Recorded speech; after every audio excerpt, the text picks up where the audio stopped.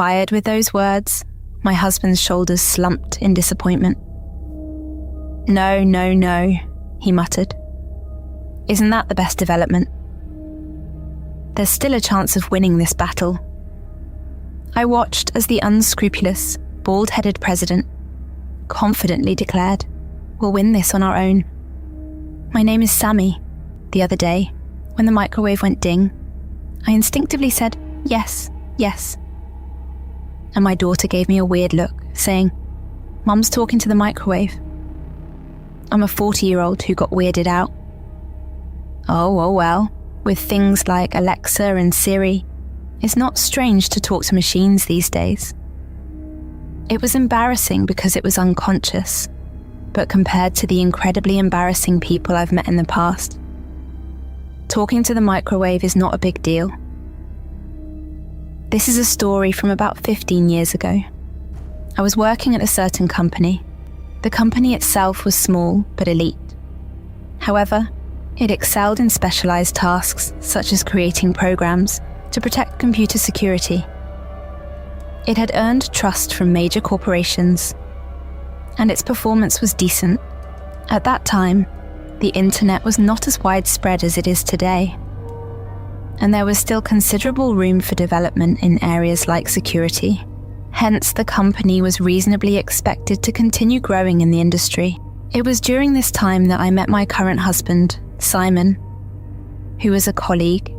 We eventually got married. However, even before marrying him, I had been bothered by advances from the company president, I have to say. I was a cute child since childhood, well regarded even in the neighborhood, especially since I didn't gain weight and grew up smoothly. I was often asked by magazine photographers to take snap photos in the streets, being envied by everyone. I had the side effect of easily attracting troublesome men, and the president was one of them. Thanks to that, I don't like my own face. Even if I just said good morning, the president evaluated it like this: "You're a good girl," always greeting me with a smile every day. And he would proudly talk about it to other employees. At that time, the president was 48 years old. He was bald, and the remnants of his hair that remained were plastered onto his forehead.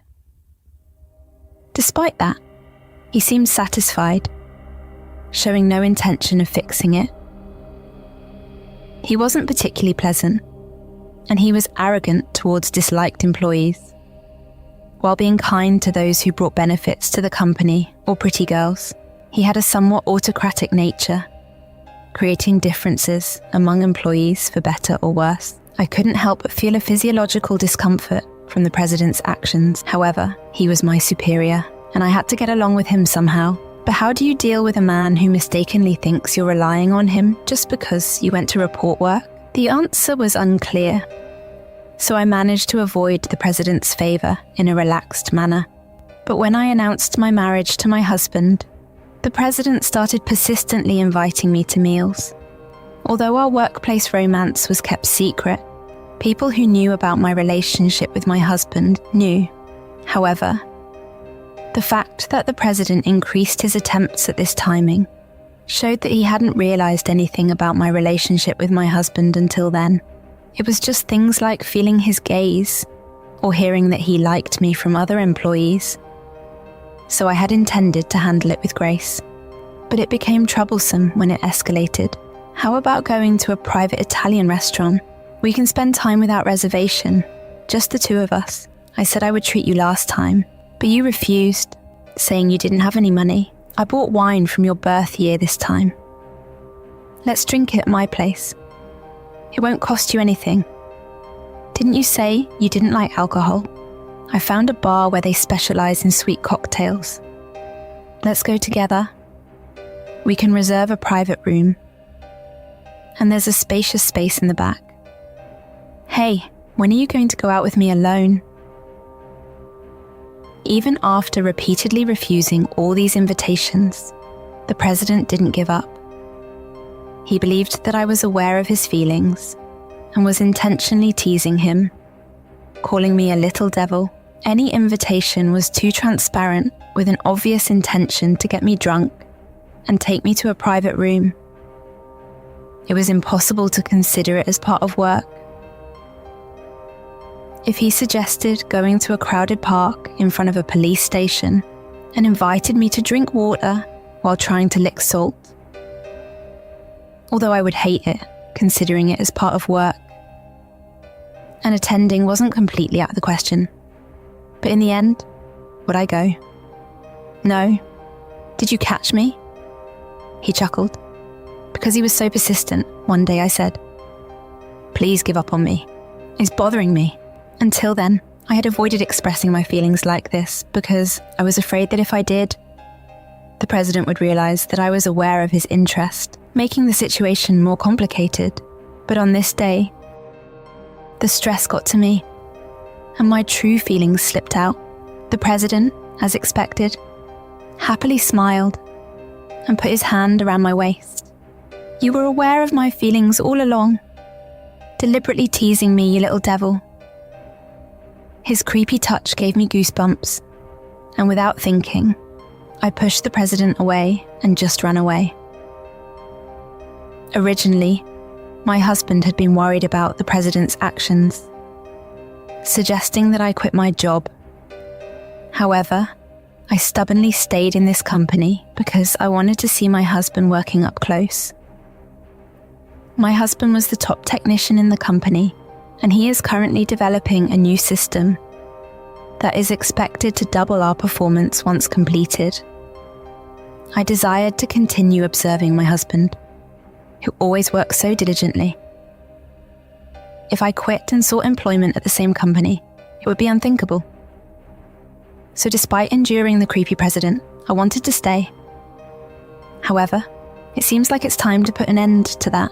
The next day, I submitted my resignation letter to the company, meaning the president, since last night, I had already discussed everything with my husband, and he strongly advised me to resign.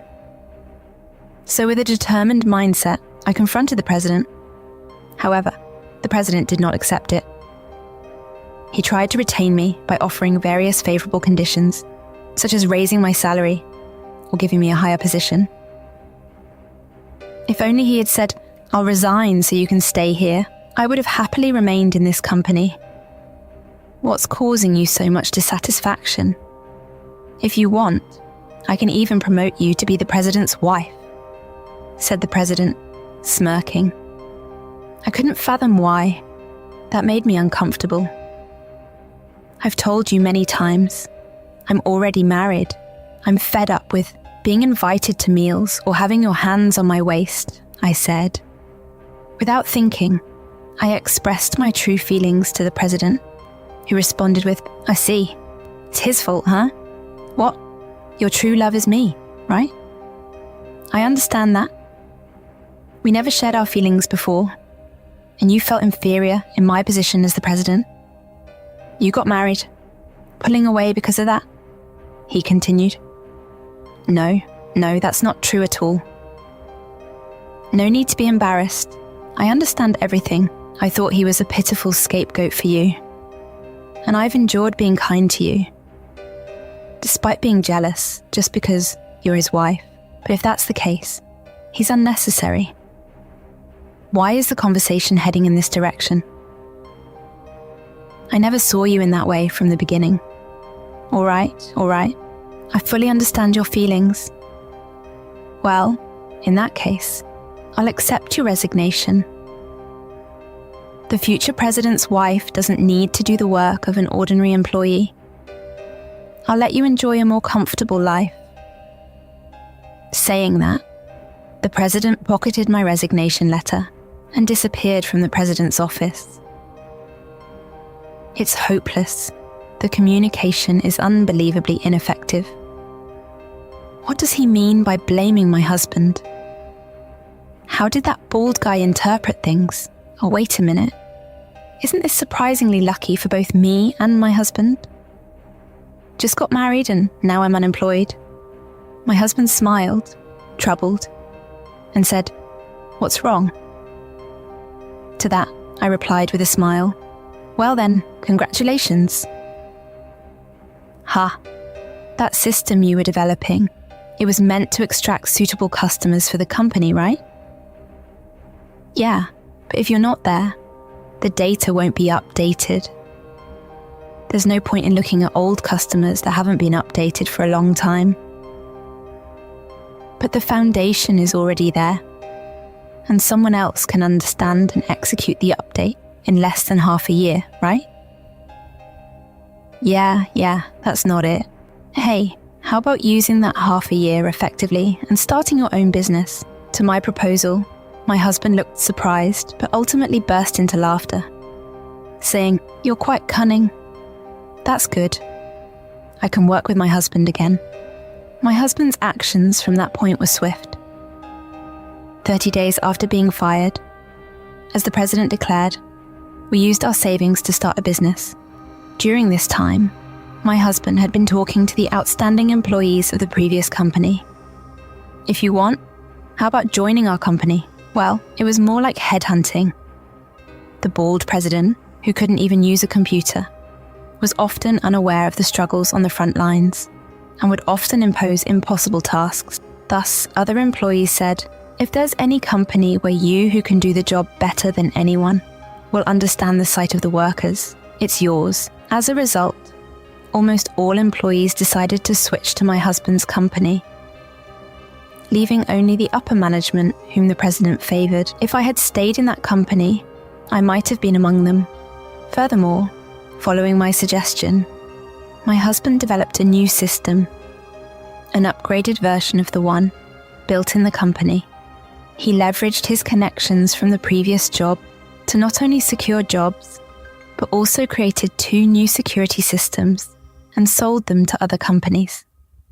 Originally in a field with few competitors, people tended to flock to companies that produced better products. The number of companies requesting work increased rapidly, and within 4 years of starting the business, my husband's company became the industry leader, with the company's performance on the rise, until one day, the president suddenly visited our company, unable to ignore him. My husband reluctantly guided the president to his workspace. I also accompanied them. "What can I do for you?" my husband asked, as the president immediately bowed with tears and apologized. "I've been watching your actions for the past few years. I now realize that Samy really hated me. I genuinely regret it." My husband listened quietly. He explained that the previous company was in financial trouble, short of staff, forcing excessive overtime on employees, and unable to pay overtime wages. If asked whether I wanted an apology, it didn't matter at this point. After all, my husband is clearly earning more now than when he was at the previous company, and he has increased the salaries of the employees. No matter what the president said, we're happy now, so it's fine. I had no interest in the president's apology, and it was just a waste of time. If that's all you came for, could you leave? We're busy too, my husband said. In response to my husband's word, the president got off the sofa,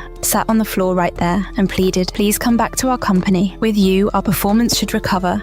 Please help us." The president bowed down, rubbing his forehead on the floor, but my husband quietly shook his head. "Since the day I was fired, I'm no longer an employee of your company. I have a responsibility to protect the employees of my own company.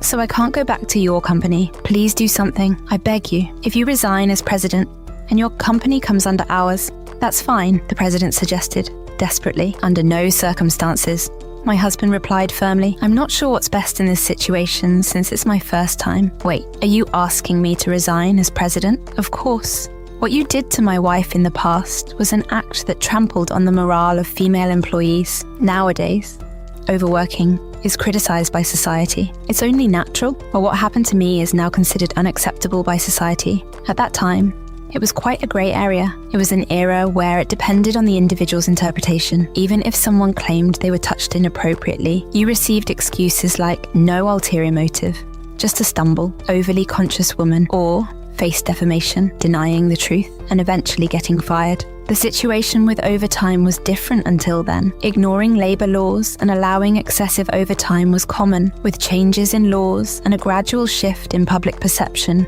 towards long working hours being bad. The president's actions would be harshly punished if reported to the appropriate authorities. At first, the president kept repeating, "Isn't there any other option? Please spare me from resigning." But realizing the gravity of his actions, He understood that remaining at the top of the company was impossible. The president stepped down from his position, and my husband absorbed and merged his company. All the employees were taken in, and the overtime pay that couldn't be paid was settled here. Since our company was flourishing, it actually turned out to be a relief. The president's company had low wages, so the overtime pay wasn't a significant amount. We won. When you proposed that I should start a business when I became unemployed, I never thought we could expand the business enough to crush the president's company. I believed in your ability. Really? Aren't you just trying to flatter me and boost my ego? No way. You caught me while talking about such things as a couple.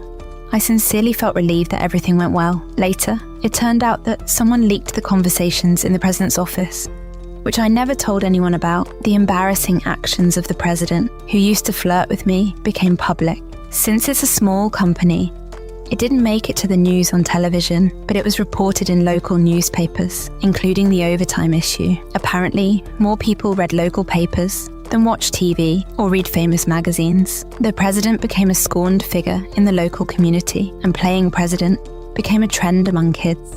It was a surreal game where they persistently flirted with a pretended, reluctant girl. If the president saw it, it would be too embarrassing, and he would probably dig a hole to bury himself. By the way, the president was divorced and had a middle school daughter. However, when this game became popular, it seemed that his daughter heard about her father's actions, and she returned home, almost like running away. Well, for a sensitive teenage girl, having such a creepy father must be unpleasant. It's a case of reaping what you sow, or self-inflicted misfortune. The president, who lost both the company and his daughter, couldn't find work in well-paying companies due to his inability to use a computer. Currently, he's employed as an office worker in a local factory, but he can't handle the menial desk work there.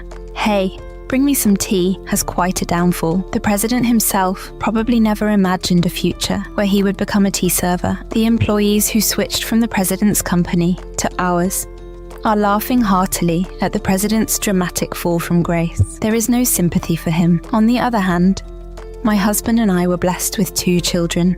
Our daughter is talkative, making fun of me when I bow my head during a call or respond to the microwave. Well, she's cheeky but cute.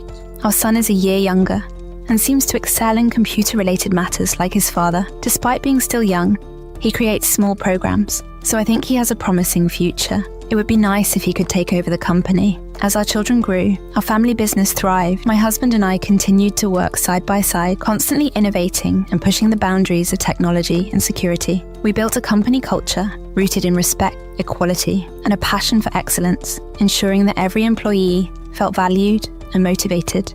Our former president's story became a cautionary tale within our community, a reminder of how abuse of power and lack of empathy could lead to one's downfall. On the other hand, our success story was celebrated, symbolizing the triumph of integrity, hard work, and unity. One day, about 10 years later, as we were preparing for a significant expansion, my husband and I stood in our office, looking out at the bustling team we had nurtured over the years. "Can you believe how far we've come?" my husband mused, his eyes filled with pride. "Yes," I replied, smiling, "and it's just the beginning." As we looked ahead, we knew that challenges would come, but so would opportunities. We were ready to face them together, with our family by our side and our values guiding us. In the end, it wasn't just about building a successful business. It was about creating a legacy of perseverance, love, and resilience. And as we stood there, with our children's laughter echoing through the halls, we knew that our journey, marked by both struggles and triumph, was truly worth it.